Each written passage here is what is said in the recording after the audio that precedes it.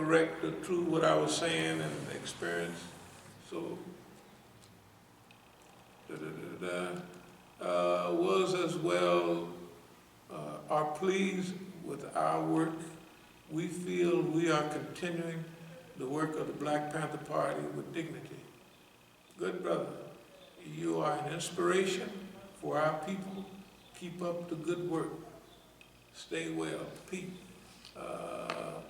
please send your email address if you're online. This is kind of old. Yes, it is. But anyway, that lets you know we have all the stuff we're talking about, we have 10 times the experience of what we say. We want to get involved with you in this modern time, and we want to cooperate with you, and we want to share our shared experience. And we want to solve problems that the system refuses to deal with. There's a simple thing like racism, like it's an unsolvable problem. It's not an unsolvable problem. Amongst the people, and I'll close with this, if you notice the people, I first noticed it at the Black Lives Matter down at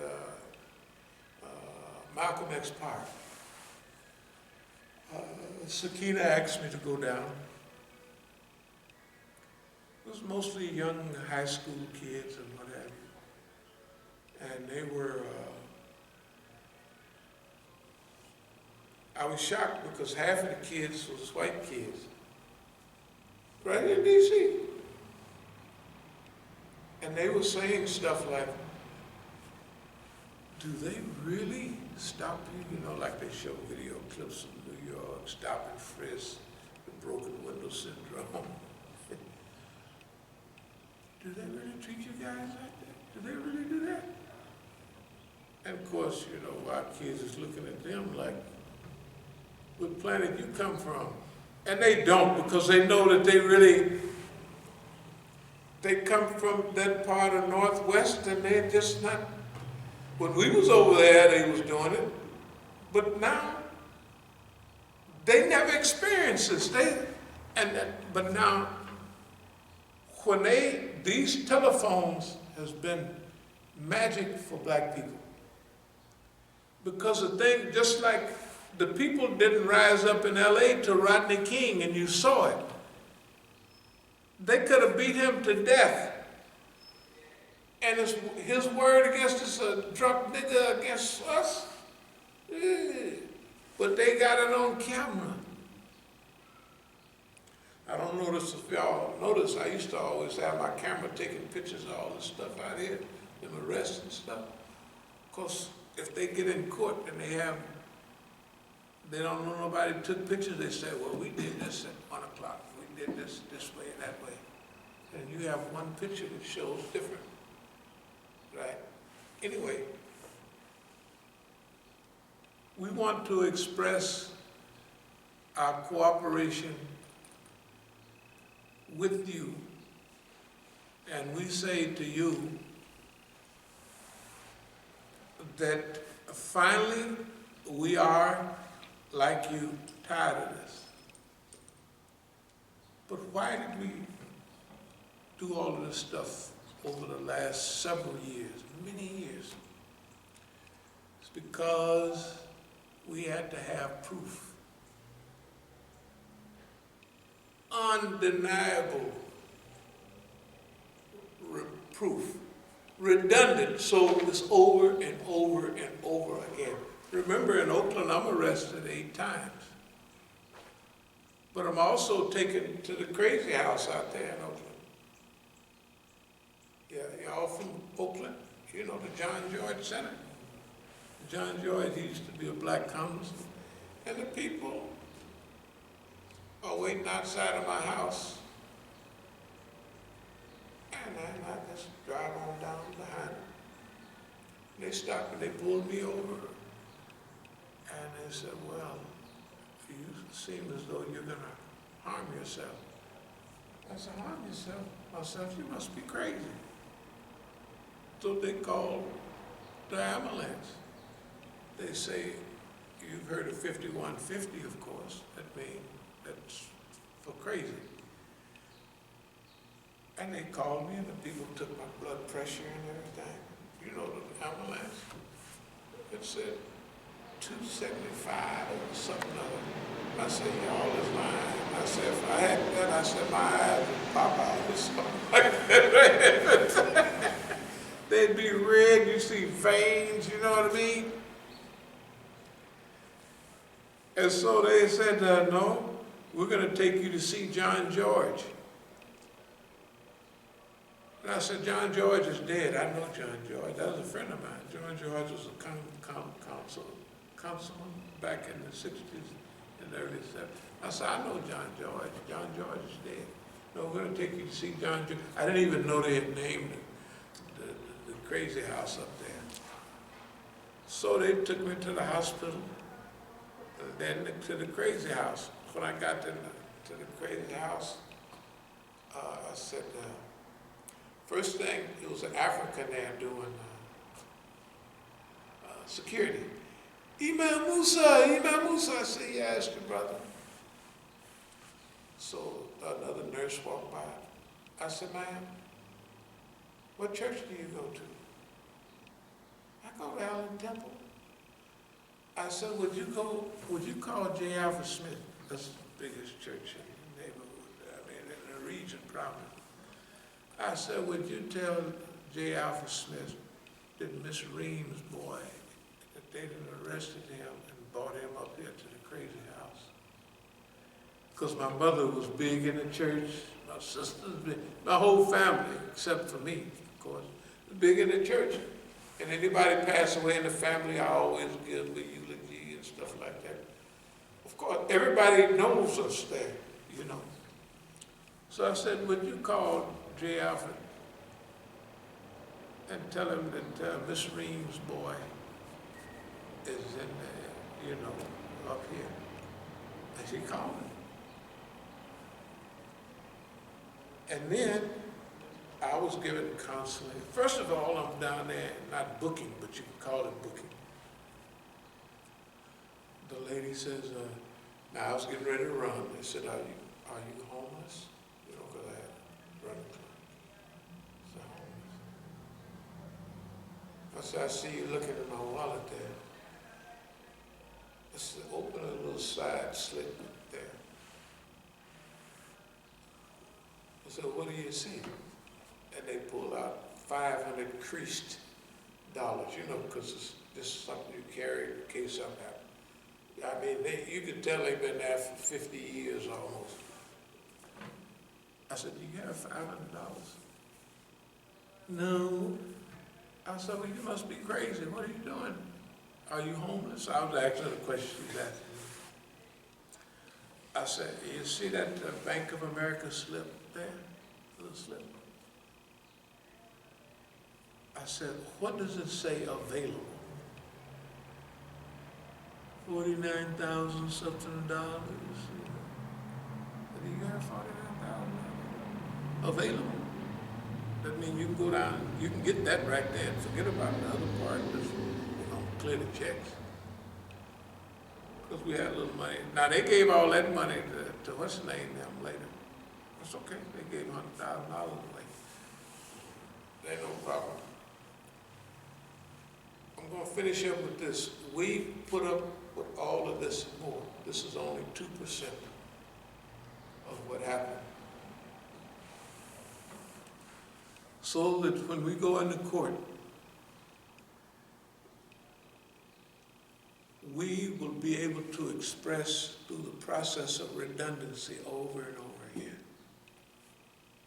8 arrests in the masjid that we have the deed to. Police brutality. We have it on several occasions. Once when they assaulted in Santa Rita. The other times is out of 2 arrests.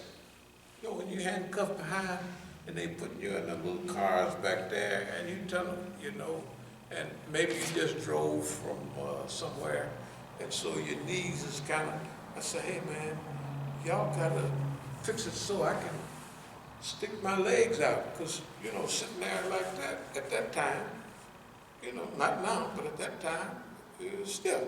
Well, you see, when I get up, I gotta get up, you know, lean over, and by the time I walk to the door, everything's fine. But they got you, and you're 100 years old, and they got you handcuffed behind, and all of that, which technically there's no reason to do that, you know. And the picture, I don't know if you had a picture where I was arrested before, when I didn't have no clothes on except pants. Did you bring that picture? No, I wasn't able to get that. Okay, no problem.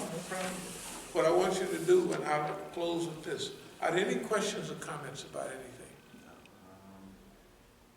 Yeah, well, a brother has said, he made a comment. He said, Assalamu alaikum, Ya Sheikh. Imam, real life experience is more beneficial than just theoretical reading and suppositions. Thanks for sharing. Love you and family. Yeah, that's good. That's what I hope everybody, that's the point we wanted to make. And remember, we always talk about timing and all of that. This was the time to bring that out. You can see I ain't in no hurry to go back to Oakland and do nothing. But this was the time. And that's what I was doing this morning. I just said, boy, you said you was a slow man, but you're slow. This is the time. Me too. You know, that's why I'm calling the title of this, Me Too. They're talking about all the police brutality that's been happening. Mine go back 50s, beyond 50 years ago. Real live stuff. You know, all this stuff I had, these knots up, they're from the police. All this stuff up here, way up at the top of the head. They're from billy clubs. That's when they used to just beat you upside the head like Rodney King. Now, and I'll close with this. This is what I told the police, and this is what y'all got to remember. I told the police in Santa Rita a couple of years ago, I said, man, now I see why everybody's dying in custody with no marks on them. They done taught them all that modern stuff, pressure points.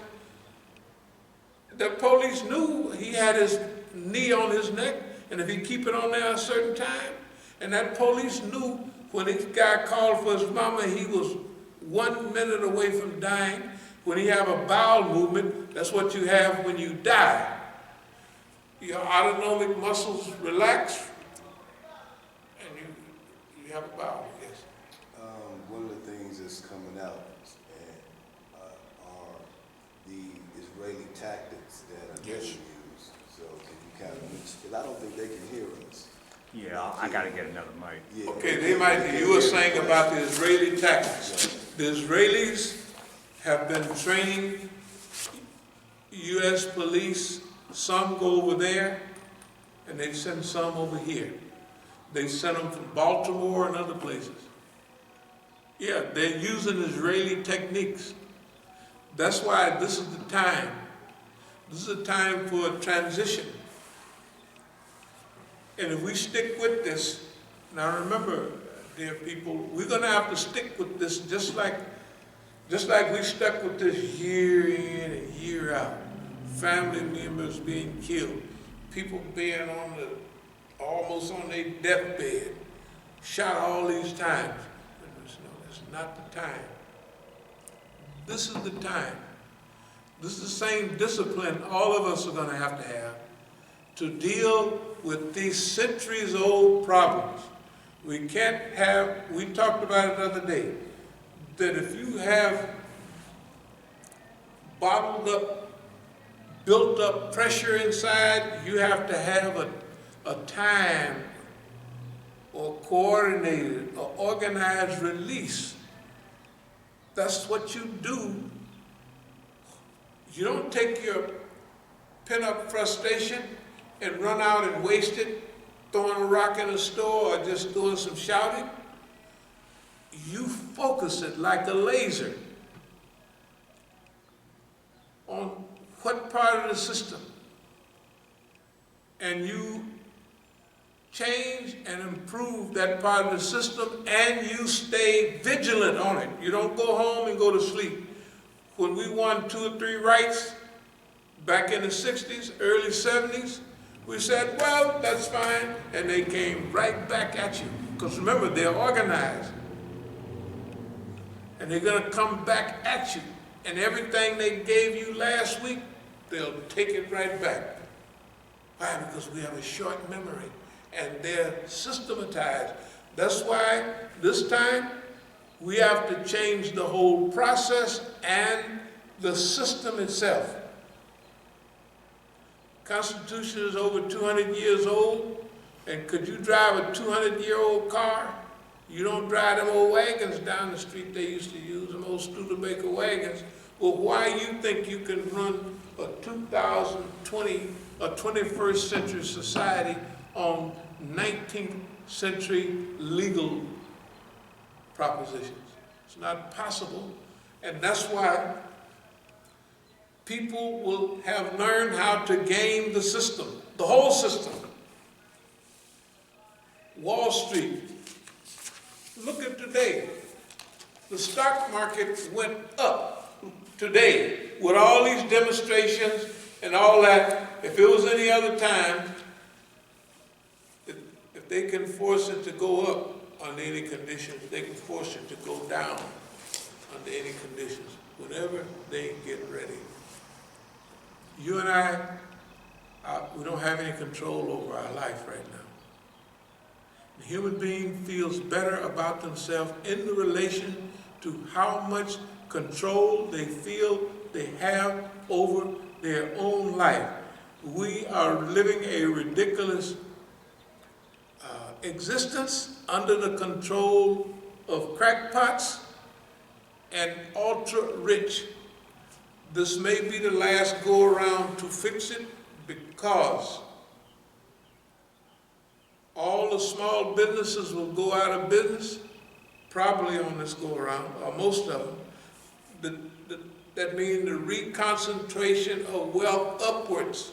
Remember, ain't nobody down here with me and you getting no more money.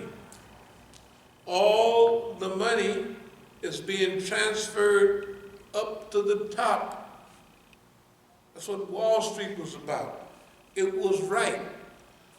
But today, we have to solve the whole thing. Not only police brutality, but reorganization of our whole system. Reorientation of what is the purpose of police officers, even if we want to call them that. We have to recharterize our whole lives to make America the way we want it to be. Not the way Wall Street wants you to be. Those people, the World Bank, not the World Bank, but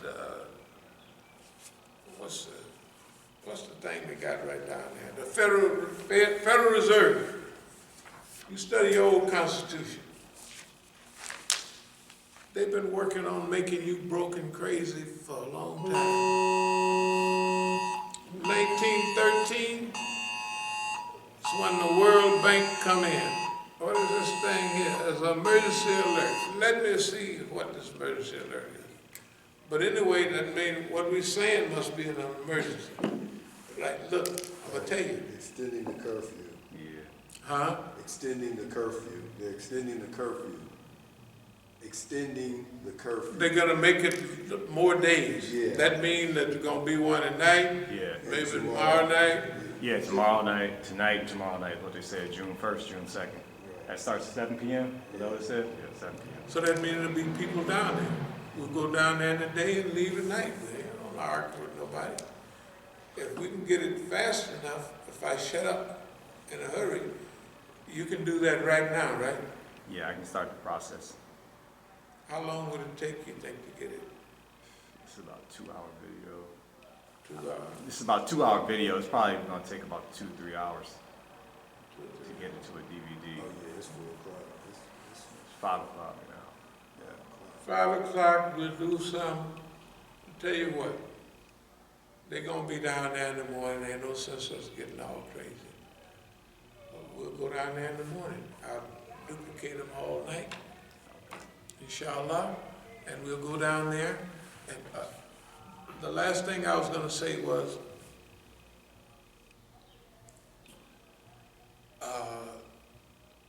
the old order, the people to learn how to game it. Adam Smith's invisible hand is not invisible anymore. It's not even there. The Federal Reserve, read the old Constitution. Congress shall have the right to print money and determine its value. Anybody remember that? That was the Constitution. They threw that out in the Federal Reserve. And you know, in the old days, it wasn't even no income tax. Yeah, it wasn't no income tax. Your lives are controlled by the system. If you look at the people of America, especially the younger people, they don't seem to have heavy racist tendencies at all. I mean, white kids may sit in this corner in the lunchroom, black ones. But anyway, they don't do that much. But they kind of mix up a little bit. But if they have their little spot, y'all can have it. From what I see about young people, it's not the young people or the human beings, the old people too, that's not ready for transformation. It's the system itself. The system is racist. As you know, institutional racism. I know you don't believe that there's a police officer in high percentage that they go to work in the morning wanting to shoot somebody. Well, the black people. They do. I've been arrested enough times. I know what I'm talking about. They exist. You don't believe it. Because no human being would want to just shoot another just to kill him, right? That's what you think. You wouldn't want to do it. But they got institutional crackpots. A lot of those police wouldn't do that, what they did. A lot of police, if they saw you, you gonna kill them, hey, man.